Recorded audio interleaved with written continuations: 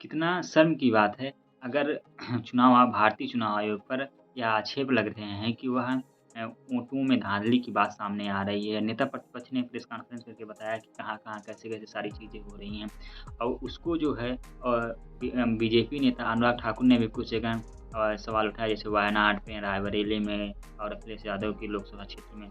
उन्होंने कहा कि वहाँ पर भी वोट चोरी है। लेकिन अब जो चीज़ें आगे निकल के आ रही हैं नेता प्रतिपक्ष राहुल गांधी बिहार में वोटर अधिकार यात्रा कर रहे हैं, तेजस्वी यादव उनके साथ हैं। इस तरह से विपक्ष हमलावर है और बीजेपी अर्थात पक्ष जो है भी उसका जवाब दे रही है। लेकिन इलेक्शन कमीशन ने अभी जो है प्रेस कॉन्फ्रेंस करके बताया कि अगर ऐसा है तो नेता प्रतिपक्ष को जो है एक हलफनामा देना चाहिए।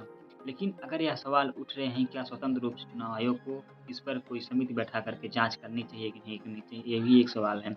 क्योंकि चुनाव आयोग किसी भी लोकतंत्र का एक संवैधानिक संस्था होती है और स्वतंत्र संस्था होती है।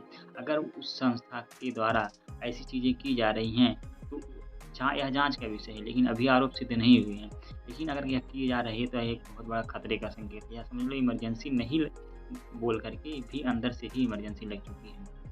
तो हम इसमें यह समझने की कोशिश करेंगे कि अगर किसी भी देश का चुनाव आयोग इस तरह से व्यवहार करता है या वहाँ के जो मतदाता सूची होती है उसमें गड़बड़ी होती है तो उसके प्रभाव क्या होते हैं।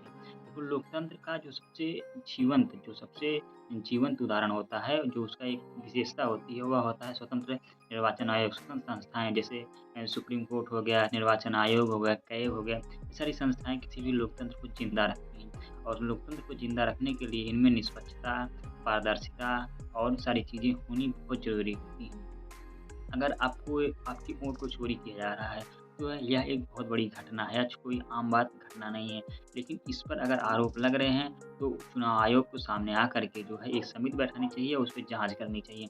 यह सही है कि गलत है, यह जाँच का विषय है क्योंकि इस पे बीजेपी नेता अनुराग ठाकुर ने भी आरोप लगाए हैं और अब जो है उसका डिफेंड किया जा रहा है कि कैसे मतलब कांग्रेस एक चुनावी मुद्दा इसको बना रहा है। वास्तविकता में क्या है, इसको अभी पता नहीं।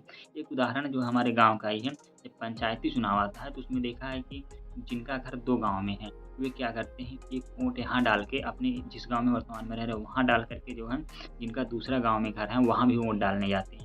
तो ये एक जीवंत उदाहरण है। इसी तरह से जैसे अभी लोकसभा नेता प्रतिपक्ष जो है राहुल गांधी ने बताया कि कुछ जिनका वोट उत्तर प्रदेश में बना हुआ है, महाराष्ट्र में बना, कर्नाटक में भी बना हुआ है, तो क्या इसको चुनाव आयोग को नहीं साफ करना चाहिए कि हाँ, अगर बना हुआ है तो इसको कैसे दूर किया जा सकता है? ऐसे ही चीज़ें अगर हो रही हैं, तो इसको कैसे सही की जा सकती हैं। अगर चुनाव जो किसी भी देश में चोरी किया जा रहा है, तो ये एक बहुत सामान्य घटना नहीं है। इसके द्वारा जो है लोगों के भविष्य समस्याएँ पैदा हो सकती हैं, जिससे निकलना आसान नहीं होता है। तो यही माध्यम से लोग जो है अपना मत देते हैं और सरकार को गद्दी से उसकी नीतियों के प्रति जो है अपना असंतोष प्रकट करते हैं। लेकिन अगर इस तरह से हो रहा है, तो जनता का विश्वास जाएगा। एक समय ऐसा आएगा कि वह चुनाव आयोग पर विश्वास ही नहीं करेगा। तो प्रॉब्लम यही है कि अगर ये सारी चीज़ें हो रही हैं, तो चुनाव आयोग आए, जो अभी प्रेस कॉन्फ्रेंस करके बताया कि हम सीसीटीवी कैमरा नहीं दे सकते। भाई वह आपकी बेडरूम या बाथरूम का कैमरा तो माँगा नहीं है, वह यहाँ पर महिलाएँ वोटिंग करने जा रही हैं उसका मतलब कैमरा माँगा गया है। तो जिस पिता का नाम ABCDELM आ रहा है, ये भी तो एक उचित जाँच की चीज़ें हैं। चलो ठीक है, आपने कह दिया कि इनके पास घर नहीं है, उसका मकान नंबर 0 कर दिया जाता है। लेकिन कुछ सवाल हैं, जैसे अभी बिहार में हो रहा है, तो बिहार में यह 1 साल पहले हो जाना चाहिए। बिहार में 6 महीने पहले, 3 महीने पहले ही चुनाव के हो रहा है। तो ठीक है अगर बांग्लादेशी या रोहिंग्या मुस्लिम आए हुए हैं, तो उनको बाहर करो या नागरिकता सिद्ध करो या किसकी ज़िम्मेदारी होती है अगर वो आधार कार्ड बनवा लिए हैं, किसी केंद्र सरकार की ज़िम्मेदारी होती है, केंद्र सरकार ने क्यों नहीं रोका उनको?